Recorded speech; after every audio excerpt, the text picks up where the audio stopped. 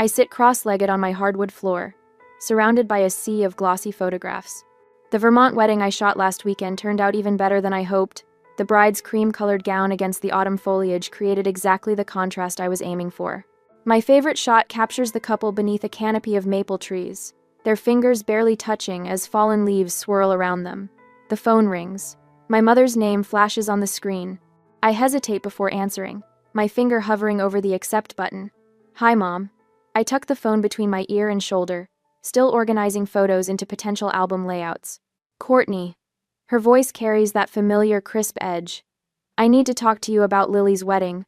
I smile, thinking about my sister's upcoming Miami ceremony.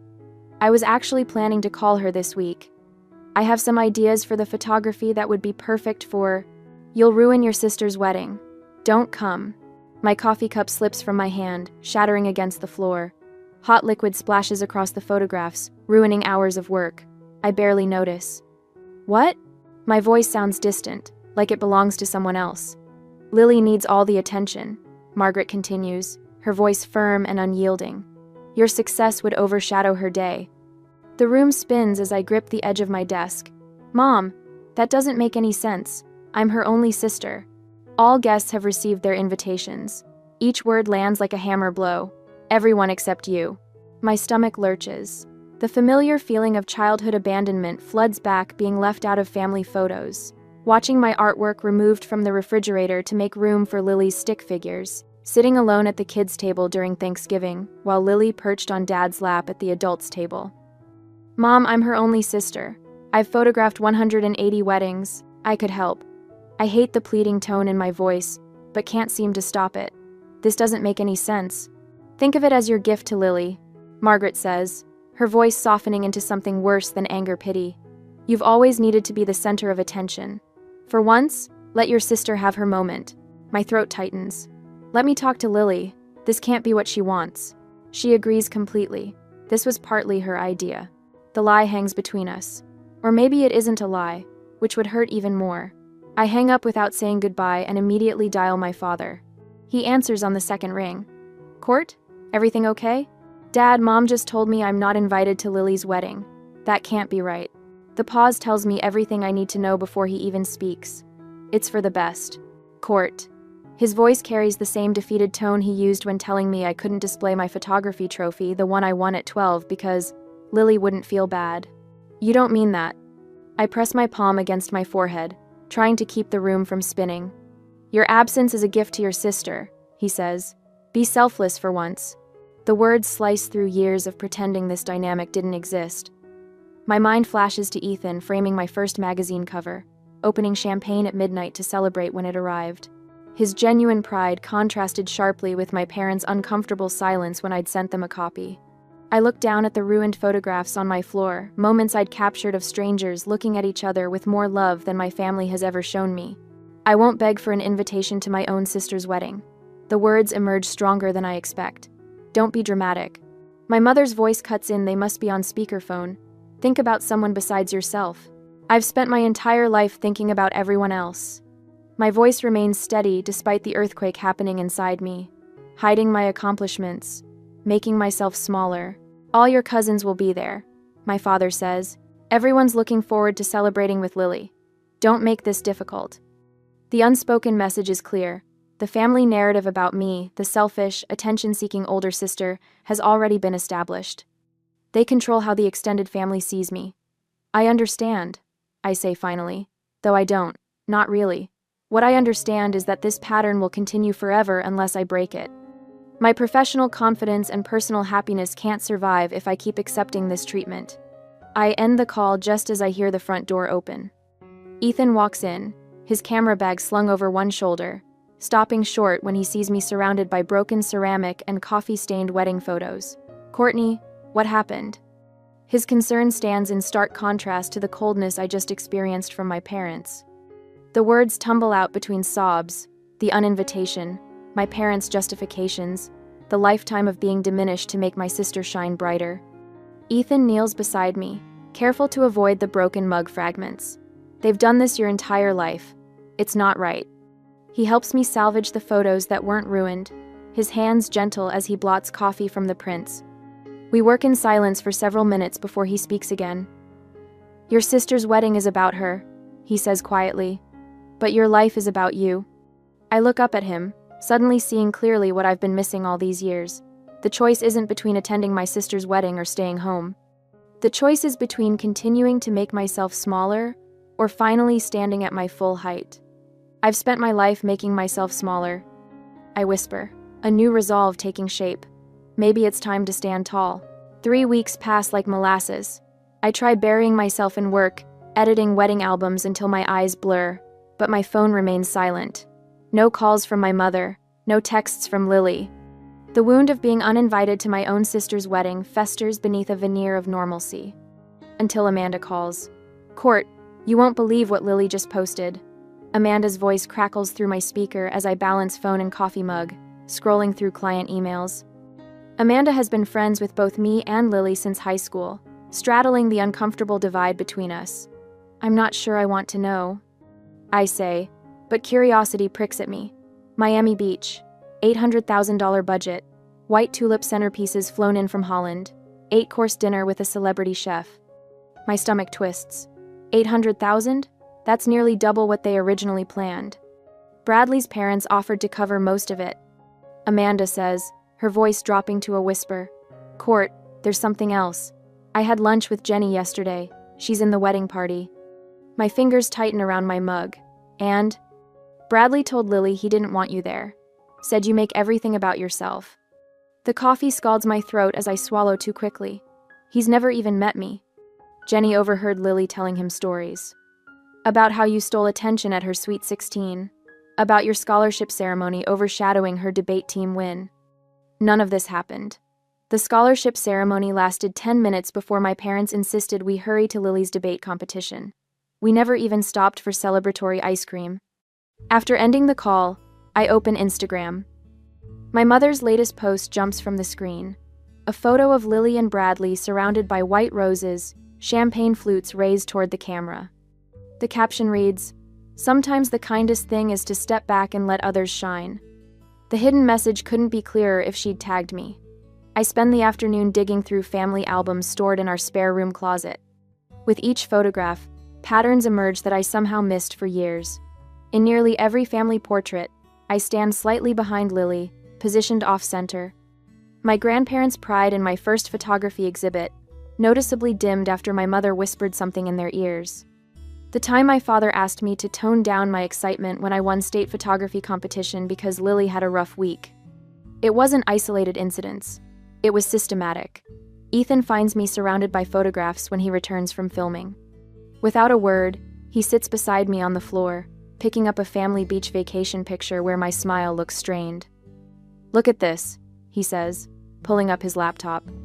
He opens a folder labeled Courtney Client Reviews and begins reading. Courtney Palmer didn't just photograph our wedding. She captured the exact moment I realized I would spend my life with this person.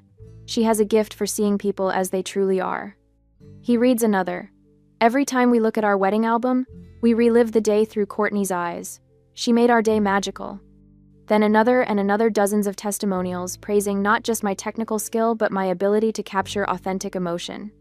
A stark contrast to my family's narrative. "These people see you," Ethan says simply. "Your family can't." I stare at the photograph in my hand, 16-year-old me holding my first DSLR camera, careful not to smile too broadly because Lily had just received a B on her math test. My whole life, I thought if I just achieved enough, they'd finally be proud. But that was never the deal, was it?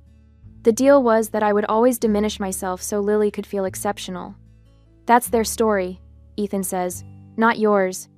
Past midnight, my phone buzzes. Lily's name illuminates the screen. I consider letting it go to voicemail, but some stubborn hope makes me answer.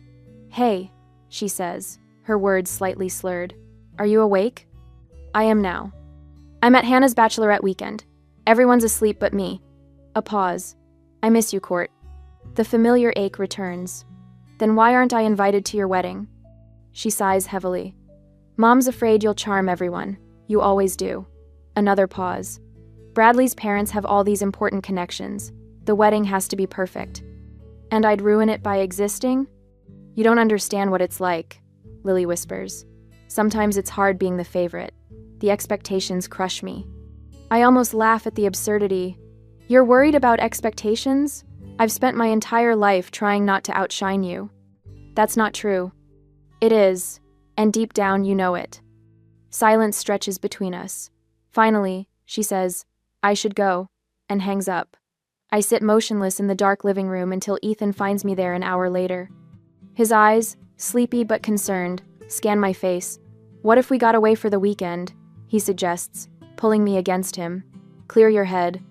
The next evening, we meet my photographer friends Sophia and Michael for dinner.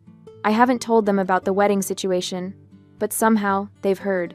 "Your family can't see your light," Sophia says fiercely over pasta, because they're the ones dimming it. Michael leans forward. "This isn't about winning or losing, Court. It's about reclaiming your narrative." "How?" I ask. Sophia smiles. "By living well, by creating something beautiful." Their words roll through my mind as Ethan and I walk home through the cool Seattle evening. Stars poke through the city's light pollution, remote and steady. "They're right," I say finally. "If I keep seeking their approval, I'll never stop making myself smaller." Ethan squeezes my hand. "Then stand tall." I look up at the narrow strip of night sky visible between buildings, feeling something shift inside me, not just anger or hurt, but determination. For 27 years, I've lived by their rules, even from a distance, waiting for permission to take up space, to shine. "I'm done shrinking," I say, the words settling into my bones like truth. I spread travel brochures across the coffee table in our cabin rental. After that devastating call from my parents, Ethan had insisted we needed a weekend away from Seattle to clear our heads. Lake Chelan in early summer offers exactly what we need: distance from family drama and space to breathe. "Court, come look at this." Ethan waves me over from the deck where I've been photographing the sunset. His laptop screen glows with images of a stone villa perched on cliffs above impossibly blue water. What am I looking at? I settle beside him on the couch, still clutching my camera. "Remember Giovanni, the director from the Milan documentary last year?" I nod, recalling the elderly Italian filmmaker with wild silver hair who'd taken an immediate liking to Ethan during their collaboration. He rents his family villa for small weddings. Ethan clicks through photos, a stone terrace overlooking the Amalfi Coast, flowering vines cascading down ancient walls. A view that stretches forever across the Mediterranean. "It's beautiful," I murmur, but my stomach tightens. We've been together 4 years and haven't seriously discussed marriage. Not because we don't want it, but because we've been postponing our happiness to avoid their disapproval. Ethan says it so plainly that I jerk my head up to meet his gaze. "What?" "Think about it, Court. How many times have we talked about getting married someday? But we always find reasons to wait." The truth of his words hits me like a physical blow. I've been arranging my entire life around my family's approval, or rather, the desperate hope of someday earning it. 4 years of building our life together while waiting for permission from people who will never give it. Ethan takes my hand. "Look at these dates. September 15th is available." My photographer's eye immediately calculates the angles, the light. That's perfect golden hour timing on the Amalfi Coast. 1 month before Lily's wedding, he adds softly. I look at him sharply. "You think we should get married right before my sister?" "I think we should get married when and where we want to. We could have exactly the wedding we want, Court, not some production to please your parents or compete with Lily." Oh, so. He's right. Even from across the country, I've been living by their rules, waiting for some mythical moment when they might finally see me, support me, celebrate me. September 15th. I whisper, my mind already composing shots. Evening light on ancient stone, jasmine scent carried on sea breezes, Ethan waiting for me against a backdrop of endless blue. Is that a yes? His smile is cautious but hopeful. I laugh, the sound surprising both of us. Yes, let's do it. For the first time since that devastating phone call, I feel something other than hurt.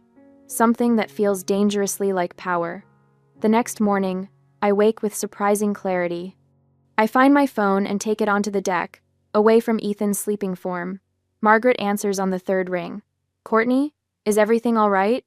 Her concerned tone almost makes me laugh, as if I only call when something's wrong, which, to be fair, has been the pattern lately. "Everything's fine, Mom." Better than fine, actually. I keep my voice calm, measured. I wanted to let you know that Ethan and I are getting married. Silence stretches between us. Then, what? When did this happen? We've been together 4 years. The timing feels right. I watch an osprey circle above the lake. We've found a perfect spot in Amalfi. Just 25 guests. Very intimate. You can't possibly plan a wedding while Lily is planning hers. The edge in her voice is familiar. Do you have any idea how stressed she is with all the details? This will upset her terribly. And in the past, those words would have made me backtrack, apologize, minimize. Today, they simply wash over me. I'm not asking permission, Mom. I'm sharing news. My voice remains steady. Our small ceremony won't affect Lily's wedding at all. This is exactly what I mean about you always needing attention. She snaps. First you make a fuss about not being invited to Lily's wedding, and now you're planning your own right before hers? I take a deep breath. This isn't about Lily. This is about the life Ethan and I are building. Richard! I hear her call to my father. Courtney is trying to upstage Lily's wedding with her own. I close my eyes, but instead of the familiar shame, I feel strangely calm. I need to go, Mom. I just wanted you to hear it from me directly. Courtney. Goodbye, Mom. I end the call on my terms, not hers. The osprey dives toward the lake surface, emerging with a fish in its talons. I sit in the morning sun, waiting for the guilt and doubt to come. Instead, I feel only lightness. When I return inside, Ethan is making coffee. How'd it go? Exactly as expected. I smile, surprising myself. She thinks I'm trying to upstage Lily, but I didn't apologize, didn't back down, didn't make myself smaller. He hands me a steaming mug. Proud of you. My phone buzzes with texts from Jasmine and Taylor, 2 photographer friends I'd messaged last night about our plans. They both want to photograph the ceremony. I tell Ethan, scrolling through their enthusiastic responses. They say it's about time someone captured my moments instead of just everyone else's. Ethan grins. I emailed Giovanni. He's thrilled to host us. Says the light that week is magical. More messages arrive throughout the day, my wedding clients from the past 2 years offering connections to Italian vendors, suggestions for music, promises to help however they can. The avalanche of support takes my breath away. Late that afternoon, Ethan's laptop pings with an email confirmation from Giovanni, including a personal note. My villa has hosted many weddings, but rarely ones between true artists who understand how to capture beauty. The house awaits your vision.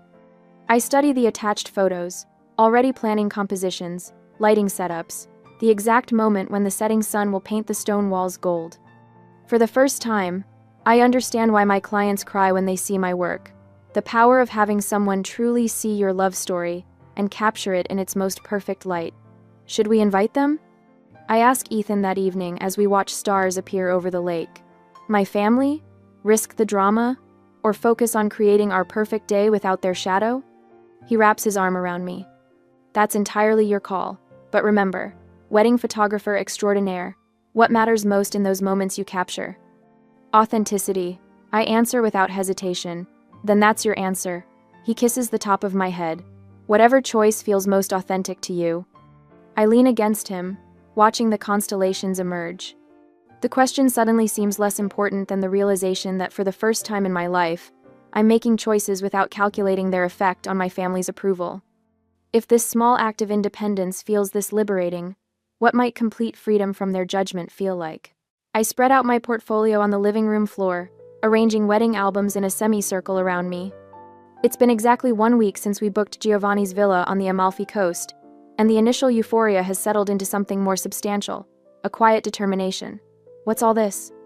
Ethan asks, stepping carefully between the albums. Research. I tap the cover of a winter wedding I shot in Vermont. I've photographed 180 weddings, but I've never analyzed what actually makes them meaningful. Our apartment has transformed into a command center. The dining table displays timeline charts, the walls showcase inspiration boards, and color-coded guest lists occupy every flat surface. My industry connections, florists, officiants, caterers have all reached out after hearing our news, but I'm filtering every offer through a single question. Does this authentically reflect us? Ethan sits cross-legged beside me, paging through an album from a Napa Valley ceremony. This doesn't feel like you're planning revenge anymore. It's not revenge, I say. studying a candid reception shot where the groom's elderly grandmother dances with a flower girl. This is about creating something genuine. The satisfaction I felt telling my mother about our wedding plans has faded. That momentary victory wasn't enough. What matters now is building something authentic, not reacting to their exclusion.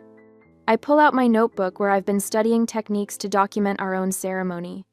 Since we're both behind cameras professionally, I want to ensure we capture our day properly. I need to approach this like my most important wedding assignment, I tell Ethan. That means analyzing every component objectively. In my professional shoots, I constantly look for unguarded moments, a father tearing up, hands intertwining, laughter during the vows. Those split seconds reveal more than any posed portrait. Now I'm applying that same analytical eye to our ceremony. What if we treated this like a documentary? Ethan suggests, his filmmaker instinct emerging. Let's tell our story, not theirs. I nod, already sorting through my portfolio for examples. Which moments actually matter? When I look through thousands of weddings I've shot, the same elements consistently resonate. Together, we begin examining my collection of photographs, identifying what creates authenticity. Not the expensive centerpieces or designer gowns, but the raw emotion captured when couples think no one is watching. We need Maria and Alex. I decide, referring to photographer friends whose work I've always admired. They understand my vision and can document while we experience. Ethan makes a note. Giovanni emailed this morning about local vendors and legal requirements. The paperwork needs filing 6 weeks before the ceremony. Harmon. We spend the afternoon coordinating logistics, cross-referencing with Italian marriage requirements, and selecting the few guests who've consistently supported us. Each decision feels like laying another brick in a foundation that has nothing to do with my family and everything to do with our future. The phone rings late that evening. My cousin Amanda's name appears on the screen. Courtney, she says without greeting. Lily just called me hysterical. She heard about your Italian wedding from Bradley's cousin who follows your friend Maria on Instagram. My stomach tightens. And? Your mom is calling everyone in the family. She's telling people you're deliberately sabotaging Lily's special time.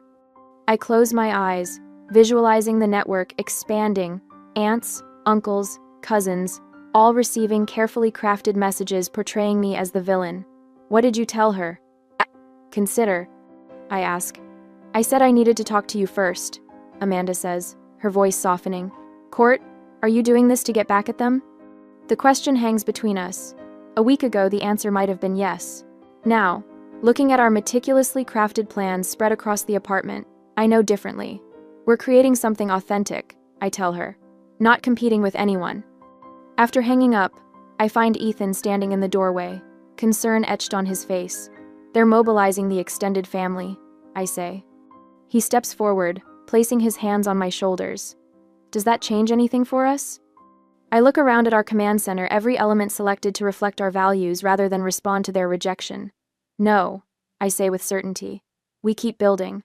3 days later, I stand at the window of our apartment, sunlight spilling across my open laptop where Giovanni's latest email glows on the screen.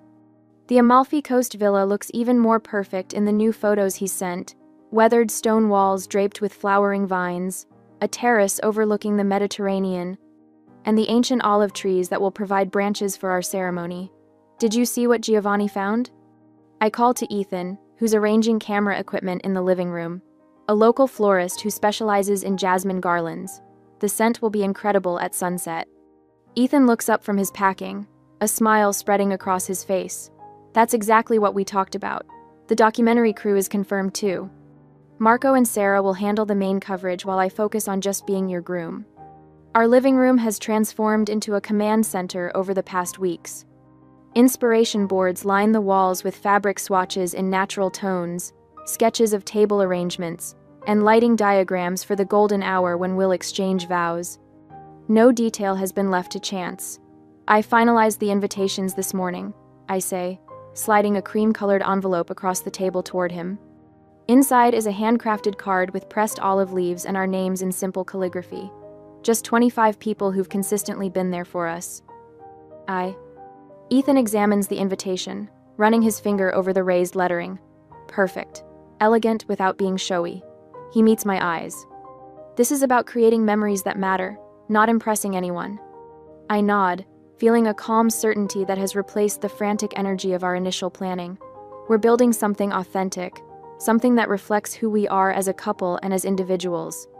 Each decision feels right in a way I never experienced when trying to please my family. My phone buzzes on the table. Lily's name appears on the screen. My stomach tightens as I pick it up, scanning the message. The Italian consulate said you filed for a marriage license. Why are you trying to steal my spotlight? My hands tremble slightly as I set the phone down. Lily knows about the license. I show Ethan the message. How would she even find that out? Your mother must have connections, Ethan says quietly. Or they've been watching closely. What if they try to interfere? The question slips out before I can stop it. What if they contact Giovanni or try to turn our guests against us? Ethan takes my hands, his grip steady and warm. Then we adapt. We've already decided who matters in our lives. The people coming to Italy are the ones who truly support us. My phone buzzes again with another text, this time from my cousin Jenna. Aunt Margaret called asking about your Italian wedding. She seems really upset. What's going on? Then another message from my college roommate. Your dad just reached out about some wedding in Italy? Are you okay? I close my eyes, feeling the walls closing in. They're mobilizing the extended family, just as they did with the Miami wedding. The familiar pattern of pressure and guilt sweeps over me. They're contacting everyone, I whisper, making me sound selfish again. That was always their plan, Ethan says. Question is, do we engage with these accusations or stay focused on our vision? I look around at our carefully crafted plans, the result of weeks of thoughtful consideration. I don't want to get pulled into their drama. This isn't about them. Later that evening, after securing our venue's privacy settings and alerting our small guest list about potential contact from my family, I step onto our balcony. Seattle's lights flicker below as I breathe in the cool air, feeling strangely calm despite the storm brewing. My phone rings. Giovanni's name flashes on the screen. Courtney, I received a strange call today, he begins, his Italian accent more pronounced than usual. A woman claiming to be your mother asked many questions about the ceremony. My heart sinks.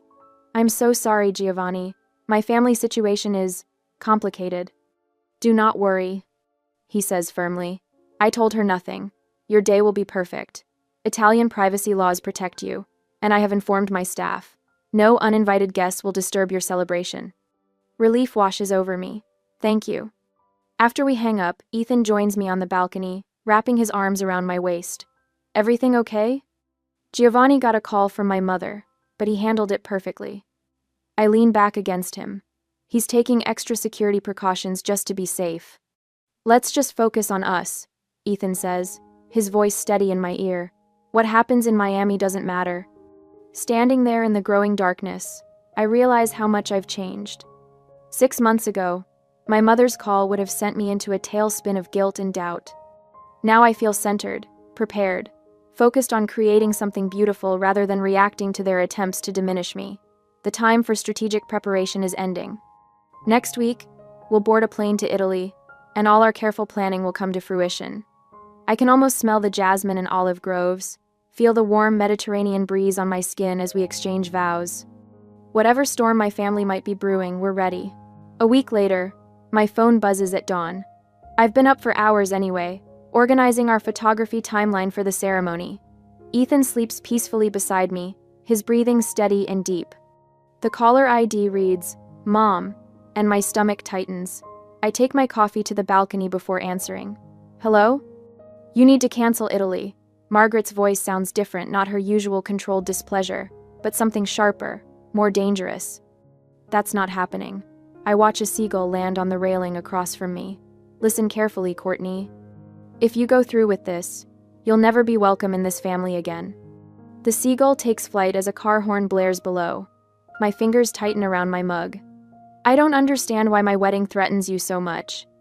Don't try to twist this. You know exactly what you're doing. Her voice vibrates with rage. 1 month before Lily's wedding? After everything we've done for you? A familiar male voice comes through the speaker. Dad. They've put me on speakerphone. You've always been selfish, Richard says, his disappointment cutting through the morning air. This proves it. I move back inside, not wanting neighbors to hear this conversation.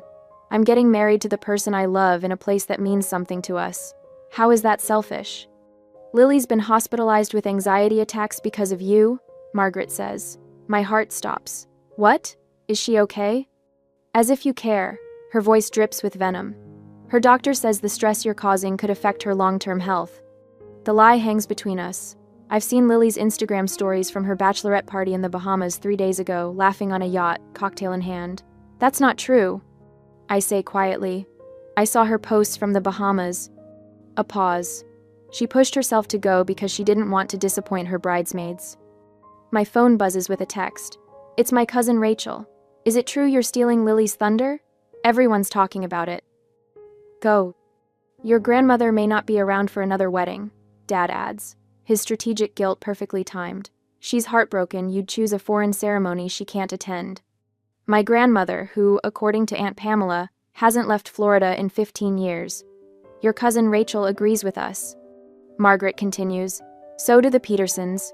Even Julie thinks you're being cruel. Julie. My childhood best friend who moved to Australia 5 years ago and hasn't spoken to my mother since. You're lying, I say, surprising myself with how steady my voice sounds. Julie hasn't spoken to you in years. Another call beeps through Uncle Frank.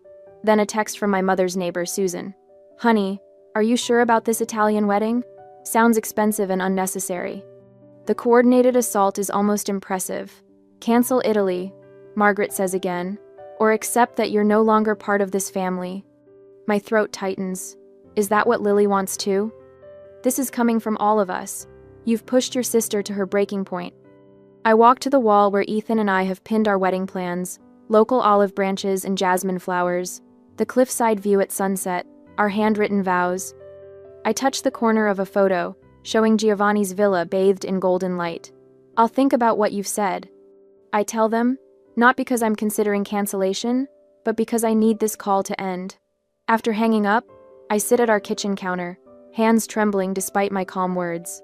Ethan emerges from the bedroom, instantly reading the situation. Your parents? He asks, reaching for my hand. I nod. They've escalated. Complete family excommunication if we don't cancel. He pours coffee and sits beside me. Are you okay? I'm angry. They're coordinating a full-scale attack, getting relatives and friends to pressure me. I show him the texts. They even claimed Lily's been hospitalized with anxiety. His jaw tightens. That's a new low. I think we should call Adam about security for the ceremony, I say. Just in case. Ethan nods. Already ahead of you. Spoke with him yesterday. He knows a local guy in Amalfi who can be discreet. I look at him with surprise. What? I heard your mom on the phone with Aunt Carol last week. I knew this was coming. He squeezes my hand. This is about us, Court, not them. We spend the day finalizing details. I call our photographer friends who'll be documenting the ceremony, confirming their travel arrangements. Ethan contacts the videographer who'll capture everything documentary style. Giovanni emails confirming the jasmine and olive branch arrangements. By sunset, we've adapted our plans to account for potential disruptions without sacrificing our vision. The villa will have subtle security. Our guest list remains unchanged, 25 people who've consistently supported us. My phone rings again just after midnight. Lily. I answer hesitantly. Hello? Did Mom call you? Her voice sounds strained, nothing like her usual confident tone. Yes. A long pause. I didn't ask her to. I say nothing, waiting. Is it beautiful? She asks finally. The place in Italy? The question catches me off guard. Yes, it overlooks the Mediterranean. The light at sunset is perfect for photographs. She makes a small sound, almost like longing. 25 guests? Just people who matter to us. Another pause. Part of me wishes I was having your wedding instead of mine. The admission hangs between us. 230 people I barely know. Most of them are Bradley's family connections. For the first time, I feel something other than anger or hurt. I feel sorry for her. It's not too late to change things. I offer, though I know she won't. You know I can't. Her voice hardens again. Mom would never forgive me. Mom's forgiveness seems pretty conditional these days. Lily laughs without humor. Always has been. She pauses. I should go. Bradley's waiting. Lily. Just take good pictures, okay? The line goes dead. The next morning, Ethan and I stand in the airport terminal with our luggage. Our flight to Naples boards in 20 minutes. From there, we'll drive along the Amalfi Coast to Giovanni's villa. Last chance to back out, Ethan says, his eyes telling me he knows I won't. I look down at our boarding passes, then at the photo on my phone, Giovanni's villa against the Italian sunset, the perfect backdrop for a photographer's wedding. I think of my mother's ultimatum, my father's disappointment, my sister's whispered confession. No turning back, I say, slipping my hand into his. We board the plane, finding our seats by the window. As the aircraft begins taxiing, I review our wedding vows one last time. Words that honor our chosen family. Words that speak to the life we're building, not the one I'm leaving behind. Ethan leans over to kiss my temple. This is about us, not them. The plane accelerates down the runway, lifting into the air. Below us, Seattle grows smaller until it disappears beneath the clouds. Ahead lies Italy, Giovanni's villa, and the ceremony that will decide everything. I close my eyes and finally allow myself to feel excitement. No matter what happens with my family, in 3 days I'll marry Ethan in the golden Mediterranean light, surrounded by people who truly see me. No turning back. I whisper again, this time with certainty instead of fear. On our wedding day, I stand at the edge of Giovanni's villa terrace, breathing in the scent of jasmine that winds through the iron railings. The September sun hangs low over the Amalfi Coast, bathing everything in that perfect golden light I've spent years chasing through my camera lens. Is it everything you hoped for? Ethan asks, sliding his arm around my waist. Better, I whisper, my voice caught somewhere between awe and disbelief. The Mediterranean spreads before us, a canvas of deep blue dotted with fishing boats returning to harbor. Behind us, our 25 guests mingle on the stone patio where white wooden chairs face an arbor draped with olive branches and jasmine vines. Giovanni approaches, his weathered face creased with genuine pleasure. The light is perfetto today, he says, gesturing toward the horizon. In 40 years filming here, I have never seen it more beautiful. He squeezes my hand. Your photographer friends are setting up now. They say the conditions are ideal. I nod, unable to form words. After years of capturing other couples' memories, today my vision will shape my own wedding. James and Vanessa, 2 photographers I've collaborated with for years, position themselves at opposite ends of the terrace. Not competing, but complementing, capturing different angles of the same authentic moment. Just as we planned. 10 minutes, Ethan's friend Marcus announces, adjusting his camera rig for the documentary filming we've arranged. No staged moments, no artificial poses. Just truth. I retreat to the villa's master bedroom, where my simple silk dress hangs by the window. The fabric catches the breeze, dancing slightly. Not a princess gown like Lily's, but exactly what I would have chosen for my most important client. As I slip it on, I remember all those brides I've photographed, their nervous excitement, their transformative joy, and finally understand. When I emerge onto the terrace, the guests rise. Their faces, friends who've celebrated my successes when family wouldn't, clients whose weddings became friendships, colleagues who respect my vision reflect back the person I am, rather than the diminished version my family insists upon. The guitarist begins playing Northern Sky by Nick Drake, not the wedding march, but a song Ethan and I discovered during our first road trip together. I walk toward him alone, no one giving me away because I belong to myself first. Ethan watches me approach, his expression open with wonder. Not the polite admiration of a groom seeing a bride in white, but the genuine recognition of someone seeing their partner choosing joy. The officiant welcomes everyone as the sun begins its final descent toward the horizon. The timing is perfect, exactly when photographers call the golden hour. Light spills across the terrace, casting everything in rich, warm tones that need no filter. Marriage isn't just the joining of 2 people, the officiant says, but the creation of a new story, one written together, day by day. Ethan's voice stays steady as he recites his vows. I promise to see you, not just look at you, but truly see you. To celebrate your success as my own. To build a home where your light is never dimmed. My hands tremble slightly as I unfold my paper. I promise to stand tall beside you. To create beauty without apology. To remember that love doesn't require permission. As we exchange rings, the Mediterranean turns to liquid gold behind us. James shifts positions, capturing the moment the light catches the simple bands. Vanessa crouches low, framing us against the coastline. They move with practiced precision, executing our strategy with perfect coordination. When the officiant pronounces us married, applause erupts from our chosen family. No polite golf claps or obligatory smiles, just genuine celebration from people who want us to succeed. During the intimate dinner that follows, our documentary team captures the authentic laughter, the spontaneous embraces, the quiet moments of connection that marketing campaigns can never manufacture. Giovanni rises for a toast, his Italian accent growing stronger with emotion. "I have seen many American movies about weddings," he says, drawing chuckles from our guests. "Always there is drama, always someone objects. But true love," he pauses, looking directly at me, "true love requires courage to claim your own story." I glance at Ethan, who squeezes my hand under the table. My own story, not the supporting character in someone else's. The evening unfolds exactly as I envisioned. The guitarist plays soft melodies as twilight deepens. Strings of lights illuminate the terrace where our friends dance without self-consciousness. No forced traditions, no performative cake cutting, no obligatory dances with fathers who diminish you. "Hey." James approaches, his camera hanging at his side. "I got something earlier I think you should see." He shows me his camera display, a shot taken during the ceremony. Ethan and I in profile, our hands joined, the Mediterranean spread behind us in a wash of gold and blue. The angle captures the jasmine vines framing us perfectly, while the light creates a natural halo effect. It's exactly what I would have composed for my highest paying client.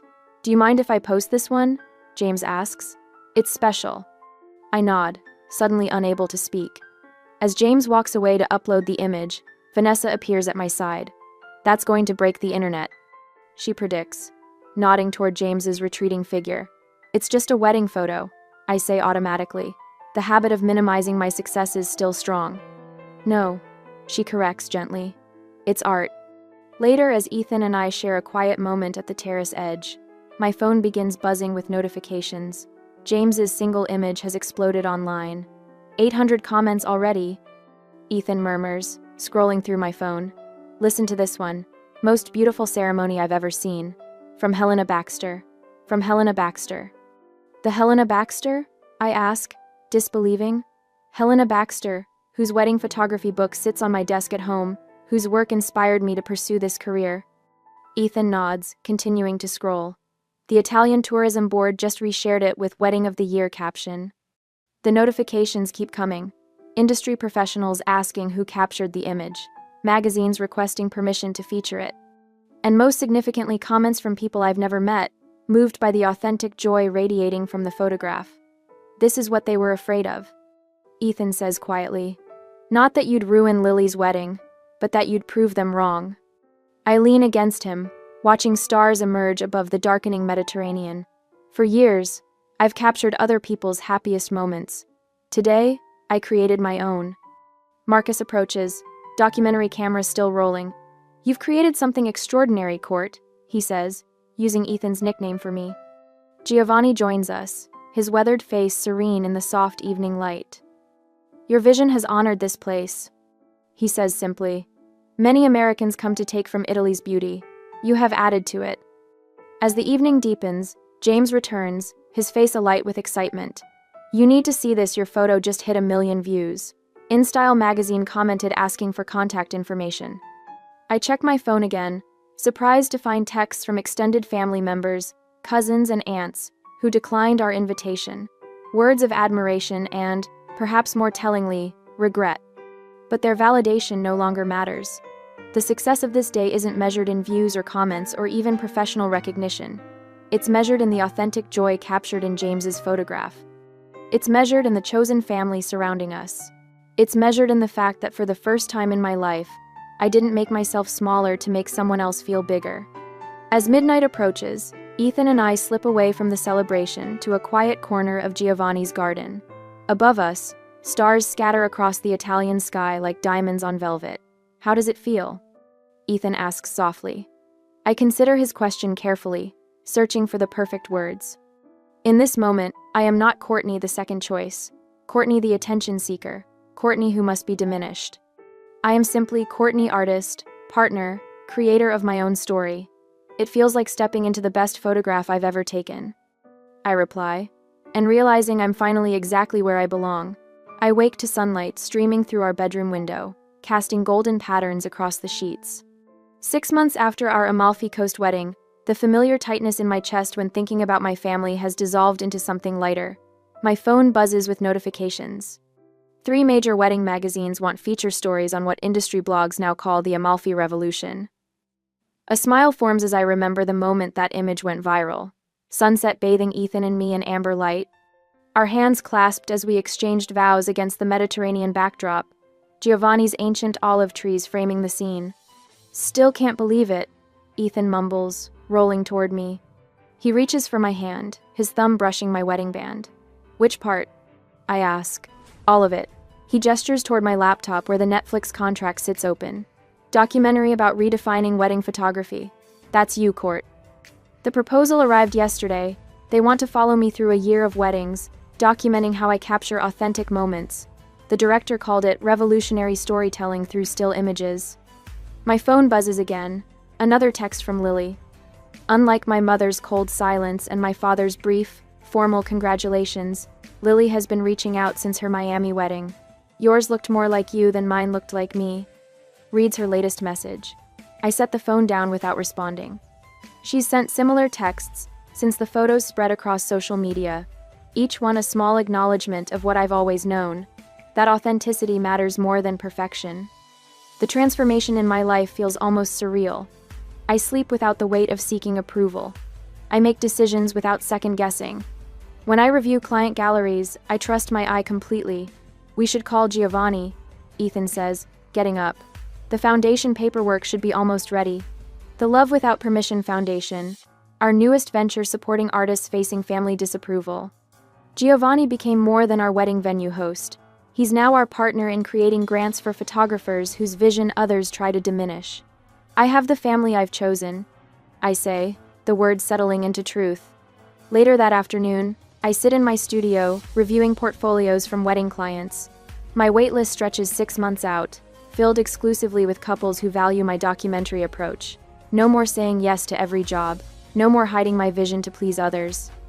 On my wall hangs a collection of family photographs I once kept hidden in drawers. I look at them now without pain. My 12-year-old self holding that first photography trophy, my graduation with my camera around my neck while my family focused on Lily. These images tell a story of becoming, not of loss. The contrast with that day 7 months ago feels profound. When my mother called to uninvite me from Lily's wedding, I sat cross-legged among shattered coffee cups and ruined prints. Today, I sit surrounded by international awards and images that speak my truth. My assistant knocks lightly before entering. "Your 3 o'clock is here, the young photographer from Portland?" Jessica Thomas arrives, clutching a portfolio case, her hands trembling slightly. At 22, she reminds me painfully of myself. Talented but uncertain, her eyes darting around my studio with a familiar hunger for validation. "My parents think photography is a hobby, not a career," she explains after showing me brilliant, evocative images of Pacific Northwest weddings. "They want me to finish my accounting degree." 5 years ago, I would have offered sympathy and platitudes. Today, I recognize the moment for what it is, a chance to break a cycle. "Your vision matters," I tell her, meeting her eyes directly. "Don't diminish it for anyone." I explain the mentorship program I've launched, connecting young photographers with established professionals who understand family pressure. "Your light doesn't diminish anyone else's," I say. Words I wish someone had told me years earlier. Jessica leaves with a spot in our workshop series and tears in her eyes. As the door closes behind her, Ethan walks in with his camera. "Documenting another transformation?" I ask, nodding toward his lens. "The foundation wants footage for the website launch." He sets up his tripod. 3 photographers have already secured exhibitions through our grants. The series on Chosen Family premieres next month. I think about how completely the frame has shifted. My mother once told me to make myself smaller for Lily's wedding. Instead, I created something true to my vision that helped others stand taller. That evening, I stand before a crowd accepting the International Vision Award for Wedding Photography. The applause washes over me as I approach the podium. The faces looking back include colleagues who documented our Amalfi ceremony, clients whose authentic moments I've captured, and Jessica sitting proudly in the front row. The frames we choose define the story we tell. I begin, voice steady and strong. For years, I allowed others to frame my story through their limitations. I accepted being cropped out, pushed to the background, my colors muted. The room grows quiet. Authenticity isn't selfish, I continue. It's the greatest gift you can give, to yourself and to others seeking permission to shine. As I hold the award, I think about that broken coffee cup on my floor, the ruined photographs, the moment when everything changed. The truth crystallizes in my mind with perfect clarity. When people try to make you smaller, that's when you need to stand tallest.